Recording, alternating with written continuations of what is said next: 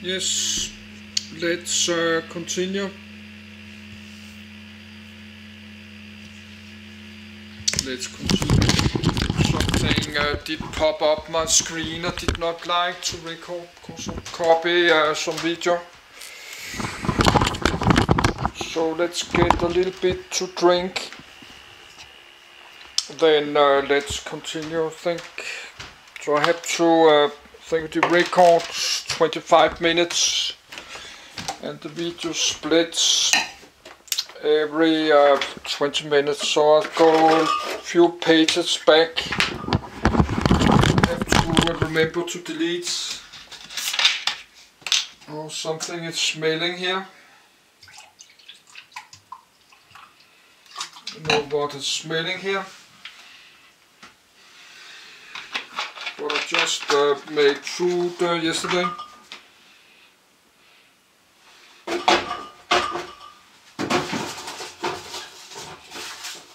This could be my cheese.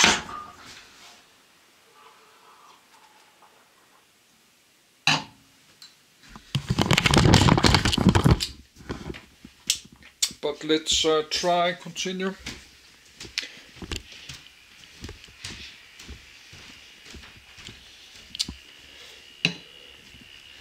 So I cannot copy video same time I read, because when it's finished copying it's popping up.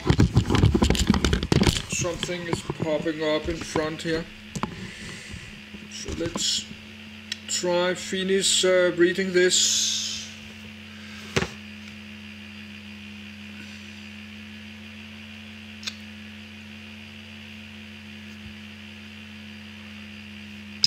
Just read everything again. Let's do that.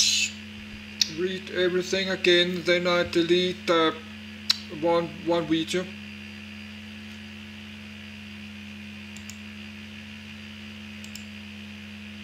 Boeing 377 Stratocruiser.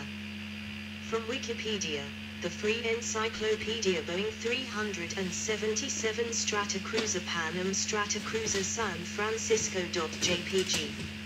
A Pan Am Stratocruiser over San Francisco Bay Roll long-range piston airliner, national origin United States manufacturer. Boeing commercial airplanes, first flight July 8, 1947, introduction April 1, 1949.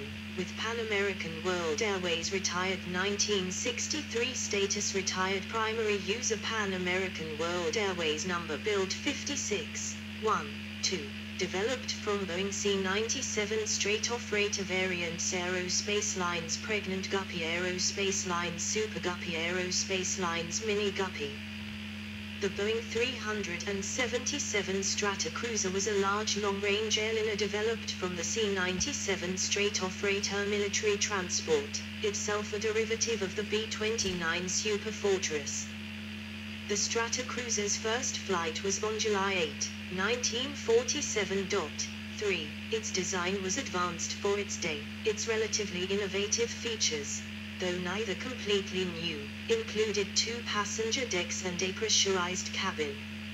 It could carry up to 100 passengers in the main deck plus 14 in the lower deck lounge. Typical seating was for 63 or 84 passengers or 28 berthed and 5-seated passengers. The Stratocruiser was larger than the Douglas DC-6 and Lockheed Constellation and cost more to buy and operate. Its reliability was poor, chiefly due to problems with the 428-cylinder Pratt & Whitney R4360 Wasp, major radial engines and structural and control problems with their propellers. Only 55 Model 377s were built for airlines, along with the single prototype. The 377 was also converted into the Aerospace Lines Pregnant Guppy by John M. Conroy for NASA's Gemini space program. Design and development. The Boeing 377 Stratocruiser was a civil derivative of Boeing Model 367, the Boeing C-97 straight-off-freighter, which first flew in late 1944. William Allen, who had become president of the Boeing Company in September 1945, sought to introduce a new civilian aircraft to replace reduced military production after World War II. 4.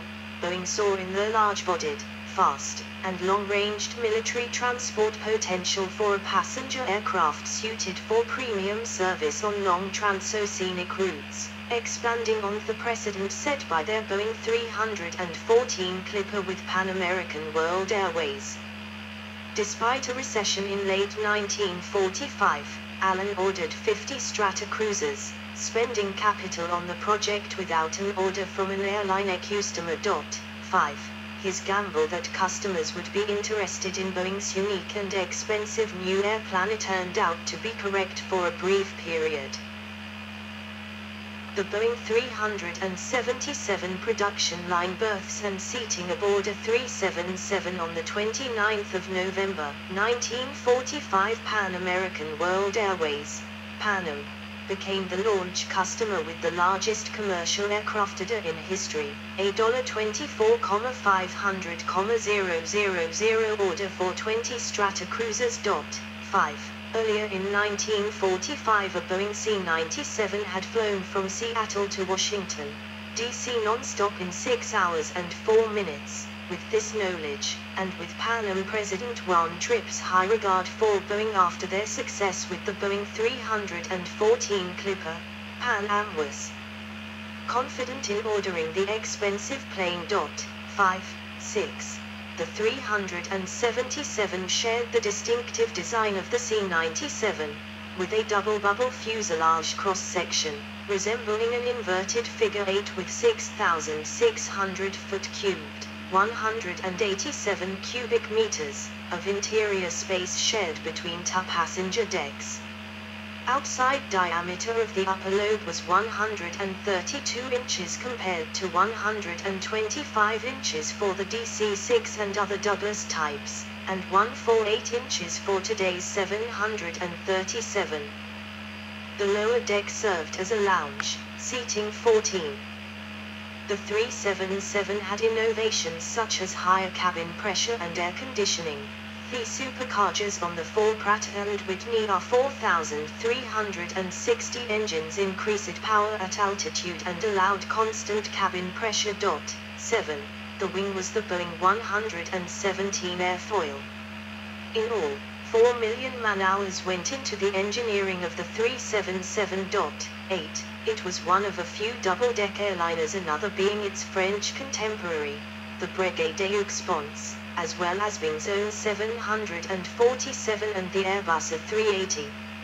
A total of 56 were built, 1 a prototype, later reconditioned, and 55 production aircraft. The first flight of the 377 was on the 8th of July, 1947, 2 years after the first commercial order. The flight test fleet of 3377s underwent 250,000 mi, 217,000 mi, 402,000 kilometers, of flying to test its limits before certification. 9. Adoption of the Stratocruiser got a boost from the U.S. government, with a controversial incentive package offered to Northwest Orient Airlines for its purchase. Its components were unusually generous mail contracts offered to Northwest for opening new routes to Hawaii and points in the Western Pacific region that they were invited to apply for, and a Reconstruction Finance Corporation loan earmarked for the purchase of a fleet of Stratocruisers. Pan Am saw Northwest's mail contract deal and appealed for NUTMs in their own international mail contracts, which were granted much to the consternation of Trans World Airlines, who were able to provide the same Atlantic mail services as Pan Am with lower operating costs. The Northwest deal led to allegations of graft and political favoritism towards Boeing. 10. The other carriers who adopted the Stratocruiser were British Overseas Airways Corporation, American Overseas Airlines, merged with Pan Am in 1950, and United Airlines. The last 377 was delivered to BOAC in May 1950. On this delivery flight, Boeing engineer Wellwood Beale accompanied the final 377 to England, and returned with news of the de Havilland Comet, the first jet airliner, and its appeal. 7. That renewal of the Stratocruiser with United ended in 1954, when United had the opportunity to sell them to BOAC after finding them unprofitable without the extra mail subsidies enjoyed by Pan Am and Northwest. Only 56 were built, 1 prototype, later reconditioned, and 55 production aircraft. As a result of low production volume, Boeing lost $7 million on the aircraft. 11. Operational history. A United Airlines 377 over the Golden Gate Bridge bought Stratocruiser as the launch customer. Pan Am was the first to begin scheduled flights from San Francisco to Honolulu in April 1949. At the end of 1949, Pan Am, Boeing and American Okay, I have a lot of problems today. Now my computer is crashing, but we just have to just like to continue my life. Even my life have crashed. My money have crashed. So that's super annoying. So I think I'll take a small break, then I will continue. I will read this, just start again. I need to get something to eat. So I'll take a small break to just start, read again.